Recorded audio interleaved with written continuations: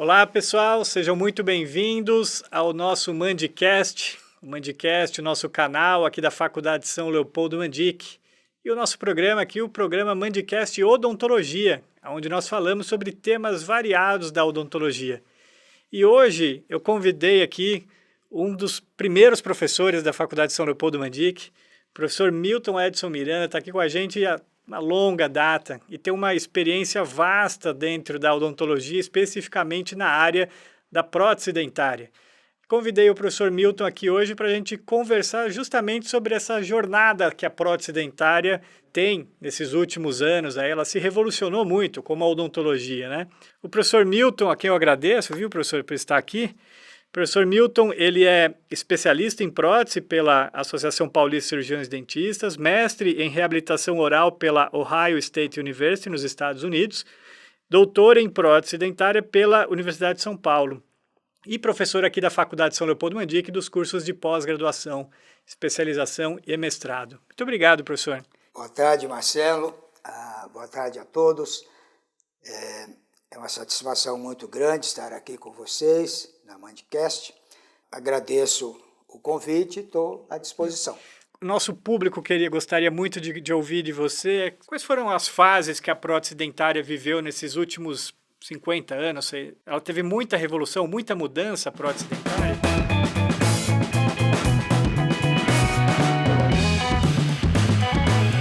Na realidade, a prótese teve um avanço muito grande nos últimos 30 anos, talvez, né?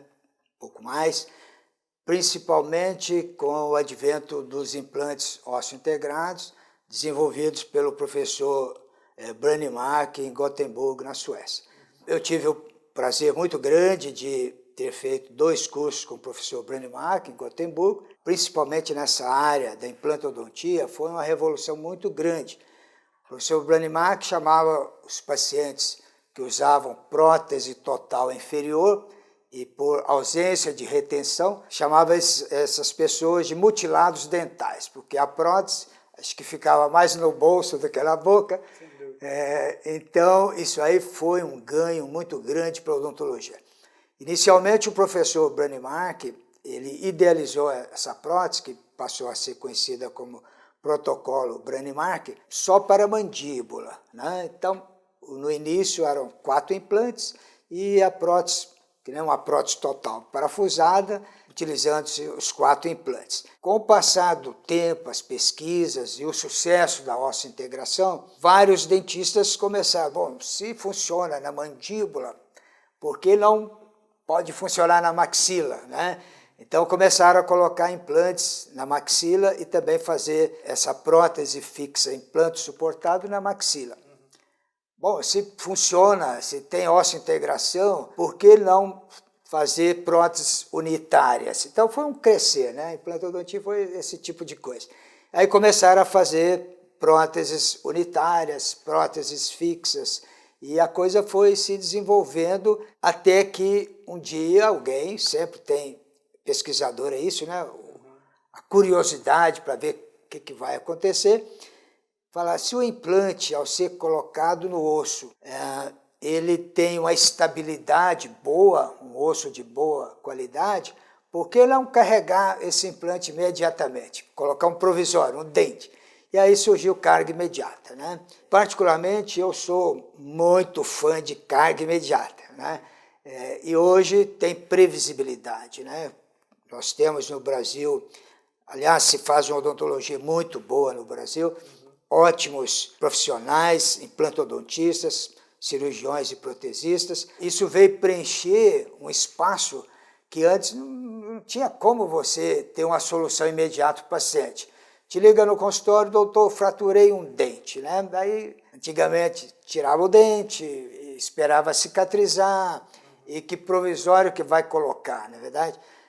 Principalmente dente anterior, que tem muita fratura, principalmente incisivo lateral. Aí você tem que fazer prótese adesiva, aquela complicação toda.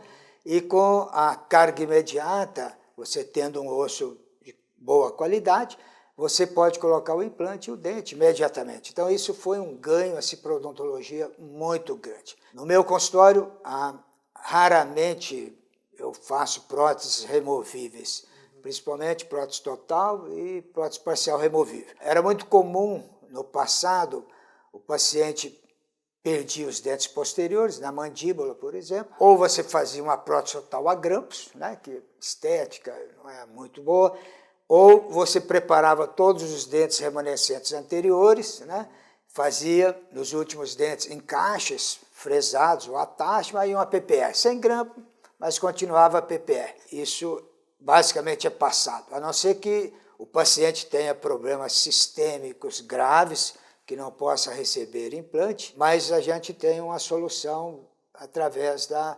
implantodontia. Então não há, né, a não ser por problemas financeiros do paciente, né, não há indicação para prótese removível, né? Você pode muito bem colocar implantes e ter uma solução fixa. Talvez 20, 30 anos atrás a gente tinha um problema que a parte posterior da mandíbula sempre tinha reabsorção óssea, né? Aí a gente começou uma fase de enxerto ósseo. Enxerto ósseo em mandíbula, no sentido vertical, é complicado, né? Todo mundo sabe disso. E aí houve uma outra evolução grande na implantodontia, que foram os implantes curtos. Então hoje você coloca implantes 7, 6 milímetros, né, de comprimento na mandíbula. No início a gente tinha receio, será que essas 3 roscas aí são suficientes para suportar um dente? E aí começaram as pesquisas, né, e na realidade funciona, né? Tem trabalhos aí longitudinais mostrando que implantes de 7 milímetros com 15, 20 anos na boca do paciente, com prótese, mastigando, então isso aí funciona mesmo. Então essa foi um ganho, né, uma fase muito interessante na odontologia. A implantodontia, acredito que nos últimos, você falou 50 anos, então vamos lá, nos 50 anos, tenha sido assim, o maior ganho da odontologia. A implantodontia veio realmente revolucionar a odontologia, principalmente nessa parte protética. Agora, mais recentemente, a gente tem visto o uso a revolução, vamos dizer assim, talvez a revolução digital, que também vai diretamente na prótese, né? O que ela traz de benefícios, de facilidades para o paciente e para o cirurgião dentista?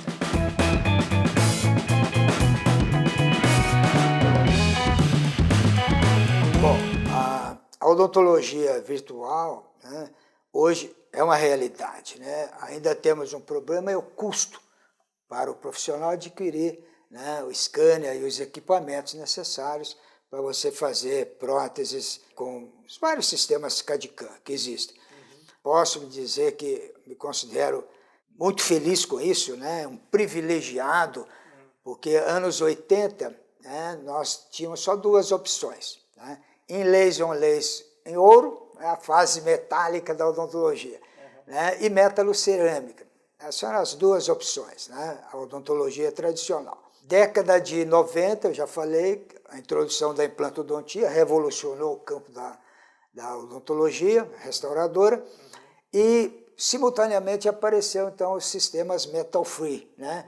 Inicialmente, até eram sistemas metal-free, mas ainda o sistema cerâmico antigo, pó e líquido, né, tinha que levar no forno, etc. Mas depois vieram os sistemas virtuais, né, os sistemas CAD/CAM. Hoje a gente tem vários sistemas e funciona muito bem. Quase que é uma odontologia dos sonhos. Para quem pegou todas essas fases, como eu peguei, né, você hoje tem possibilidade de escanear a boca do paciente, jogar por computador e fazer todo o planejamento virtual, incluindo usar arco facial, fazer registro, articulador, montar os modelos no articulador, ter todo esse panorama, essa visão, né, fazer o seu planejamento, enceramento diagnóstico, e você pode, desse enceramento, fazer os provisórios, testar na boca do paciente esses provisórios, depois escanear os preparos e fazer toda a prótese nessas máquinas, nessas fresadeiras, sistema CAD/CAM.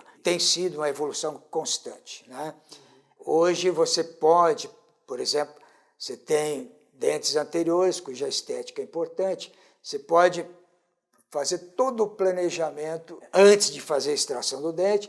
Então você faz o escaneamento, faz a tomografia, acopla os dois, né? Você tem essa imagem virtual e você pode extrair o dente, colocar o implante, fazer o provisório, tudo virtualmente. E com essas imagens você pode usar então o sistema CAM, né? A fresadeira, fazer o provisório, fazer um guia cirúrgico e no dia da cirurgia está tudo pronto. Uma alta previsibilidade. Altíssima previsibilidade. Eu acho que esse sistema ainda vai evoluir bastante, principalmente no caso de moldagem virtual. Se você comparar com a moldagem tradicional, com silicones, o sistema de escaneamento, quando você escaneia a boca inteira, a precisão da moldagem tradicional, né, com silicone, ainda é um pouquinho superior. O sistema funciona muito para M-arcada, preciso, né? Mas já estão arranjando isso aí. Eu acho que, não vou dizer que o futuro da odontologia, porque já é presente, né? O futuro no aspecto financeiro, porque isso tem que ser acessível a todo mundo, né? E hoje apenas 1% dos dentistas brasileiros têm possibilidade de trabalhar com esses aparelhos CAD/CAM. Mas é fantástico, tem uma precisão de adaptação muito boa. Claro que ainda depende muito de quem está por trás do scanner dos aparelhos, né? O dentista ainda é necessário. Ainda é necessário o dentista e com conhecimentos, com bagagem, de conhecer o sistema mastigatório, como funciona, a oclusão, tudo isso é importante que o profissional, o sistema não faz nada sozinho. Claro. Você que alimenta o sistema, então precisa ainda de um conhecimento muito grande com relação ao planejamento do profissional. Mas, sem dúvida, esse lado computadorizado, sistemas virtuais que nós temos, tem já uma precisão muito boa, né? E a gente incorporou no sistema tudo, a prótese e implante, né? Então, tem sido realmente bastante interessante. Eu sei que o custo é muito alto, mas o dentista ele pode fazer tudo virtualmente, todos metal-free, sistemas CAD/CAM, sem grandes investimentos. Sim. Se ele comprar apenas o scanner, tem os laboratórios digitais, ele manda só a imagem para o laboratório, e laboratório hoje, os funcionários não precisam nem ser protéticos, né? São cadistas, né? Tem muitos cadistas. Então você manda a imagem, eles que trabalham tudo, então o seu investimento nesse aspecto é bem menor, né? Dá até para alugar também, né? O scanner também. O que eles têm feito, até tem um assistente meu, que ele tem mais 2 amigos, eles compraram em sociedade. Certo. Os 3 compraram, por enquanto, só scanner, e cada um fica uma semana com o scanner e se programa para isso. Então, existe essa possibilidade. O aparelho em si é complicado porque é muito pesado, né? O transporte é muito complicado nesse aspecto. Mas os laboratórios, hoje, tem excelentes laboratórios digitais, incluindo o da São Leopoldo Mandic, na verdade. Aqui nós já temos também um laboratório digital, que você manda só a imagem. Eles trabalham a imagem e te mandam a prótese. E hoje, esses recursos são interessantíssimos. Você faz o que você imaginar dentro da prótese com sistema CAD/CAM, incluindo placas oclusais, né? Que a gente faz bastante aqui no nosso curso de oclusão, DTM. Espero que no futuro, a opção já está aí, é presente, mas eu digo no futuro os dentistas possam adquirir esses aparelhos, né? Por enquanto, a restrição é o custo, né? Não a técnica em si, que está num nível excelente, mas é o custo. Então, apenas 1% dos dentistas tem a aparatologia virtual. Legal. E acho que para a gente encerrar, assim, que a gente conversou um pouquinho aí, o dentista ele precisa continuar se atualizando e aprendendo e sabendo, no caso de oclusão e de tudo, para ele poder usar todas essas ferramentas, senão não tem jeito, né, professor?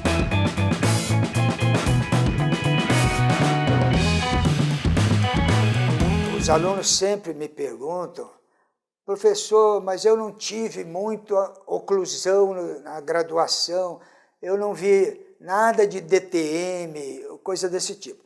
A gente tem que lembrar que a função da graduação é formar os dentistas com conhecimentos básicos, né? Um clínico geral. Então, na endodontia é um canalzinho anterior, a prótese, uma coroinha. Quer dizer, essa é a função da graduação. Você se formando, aí você vai decidir o que você quer a nível de especialidade. Aí que você vai começar a estudar, né? E é muito importante hoje. Já eu não aprendi a fazer reabilitação na faculdade. Não é função. Complexos. Não é função da graduação ensinar casos complexos para aluno. Ele, terminando, ele vai decidir a especialidade dele e vai procurar estudar. Então, o que eu falo hoje é o seguinte, a competitividade é muito grande na nossa classe, né? O Brasil é o país que tem mais dentistas no mundo, então você tem que vencer pela sua formação, pelo seu conhecimento, pelo seu preparo. É como se fala hoje que você falar e escrever inglês fluentemente, hoje já não é muita coisa, é quase uma obrigação. Você tem que saber alemão, chinês e mais umas 3 línguas, né?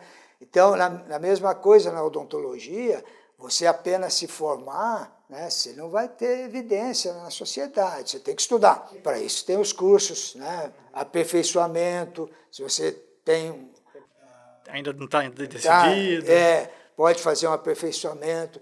Depois tem a especialidade, que aí você vai pôr a mão na massa mesmo, que é o objetivo da especialização. É um contato maior com o paciente, né? Aí gostou da área, você pode fazer mestrado, doutorado e a coisa sempre continua. Mas não só pelo fato de que nós temos um número muito grande de dentistas, né? Para a sua formação profissional e você trabalhar bem, precisa continuar, né? Então tem que estudar, nunca é demais e ninguém pode parar, porque a evolução é tão grande, as mudanças são tão grandes na odontologia, que se você ficar 2, 3 anos fora do mercado, quando você volta... É uma outra odontologia. Uma outra odontologia. Então eu sempre falo que, para os meus alunos, que o investimento nos 10 primeiros anos após a formação é estudar. Fazer cursos e comprar livros, outras coisas também, não pode, esse dentista que gosta muito de dica do professor, essa coisa é coisa muito do passado, quando a odontologia era artesanal, né? Hoje não, é ciência pura, e você vai aprender em livros. Então eu incentivo muito os meus alunos a investir em livro, né? Estudar e fazer curso. Maravilha. A associação dos dois é que vai resultar num bom profissional. Maravilha, professor Milton, muito obrigado aí por essa passagem da história da prótese dentária aqui. O professor Milton é um dos nossos primeiros professores da Faculdade de São Leopoldo Mandic, uma larga experiência clínica e na área de prótese. Muito obrigado, professor. Eu que agradeço. Na realidade, eu comecei na São Leopoldo, antes de chamar São Leopoldo, era Escola Paulista de Odontologia, né? O professor Junqueira, fundador, me convidou para coordenar a prótese, e eu tenho tido a felicidade de acompanhar a evolução da São Leopoldo Mandic. Depois da EPO, aí passou a se chamar Centro de Pesquisa Odontológica São Leopoldo Mandic, e a coisa cresceu e hoje nós estamos aí no universo aí de cursos, né? E a São Leopoldo cresceu muito, e eu tenho muito orgulho de ter participado de tudo isso e estar contribuindo com a São Leopoldo Mandic. Sem dúvida. E o fruto de tudo isso também faz parte, sua parte, de estar aqui com a gente, né? Senão não estaríamos aqui. Eu agradeço essa convivência com todos vocês. Muito obrigado. Então, pessoal, se vocês gostaram do nosso vídeo de hoje aqui sobre prótese dentária, deixa o nosso like lá, não se esqueça de se inscrever no canal da Faculdade de São Leopoldo Mandic para você receber sempre os alertas sobre um novo Mandicast Odontologia ou um Mandicast Pesquisa. Um abraço!